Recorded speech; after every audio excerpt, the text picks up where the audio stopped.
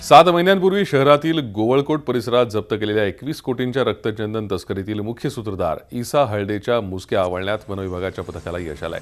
हळदेला 7 दिवसांची पोलीस कोठडी मिळाली असून या प्रकरणाच्या मुळाशी जाण्याचा प्रयत्न वनविभागाचे अधिकारी करतायत। गेल्या वर्षी 30 डिसेंबरपासून सलग आठवडाभर शहरातील गोवळकोट परिसरात अनधिकृतरित्या विनापरवाना साठवून ठेवलेल्या रक्तचंदनाच्या साठ्यांवर धाडी घालून वनविभागाने तो जप्त केला।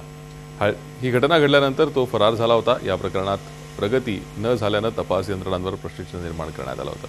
यामध्ये स्थानिक नेत्यांनी राजकीय आरोप करून खळबळ उडवून दिली होती। दरम्यान या प्रकरणी हळदे यांना अटकपूर्व जामिनासाठी प्रथम खेड जिल्हा सत्र न्यायालयात अर्ज दाखल केला। मात्र तिथून अर्ज फेटाळल्यानंतर त्यांनी मुंबई उच्च न्यायालयात अटकपूर्व जामिनासाठी धडपड चालवली। मात्र तिथेही तो फेटाळला गेला। त्यामुळे वन विभागाने चार्जशीट दाखल करण्याच्या दृष्टीने एकीकडे प्रक्रिया चालवली असताना दुसरीकडे हळदे याचाही शोध सुरू ठेवला। हळदे हा रायगड जिल्ह्यातील पोलादपूर येथील बस स्थानकात येणार असल्याची खबर वन विभागाला मिळाल्यावर कोल्हापूर येथील मुख्य वनसंरक्षक आणि विभागीय वनाधिकारी यांच्या मार्गदर्शनाखाली सापळा रचण्यात आला आणि त्याला अटक करण्यात आली। राजकीय कोणत्याही पक्षाकडनं किंवा कुणाकडनंही आमच्याकडे कसलाही दबाव आलेला नाही किंवा असं काही या तपासात निष्पन्न झालेलं नाही।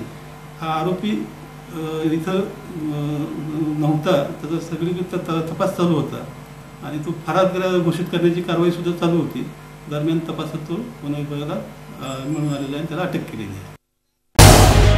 झी 24 तास रहा एक पाऊल पुढे।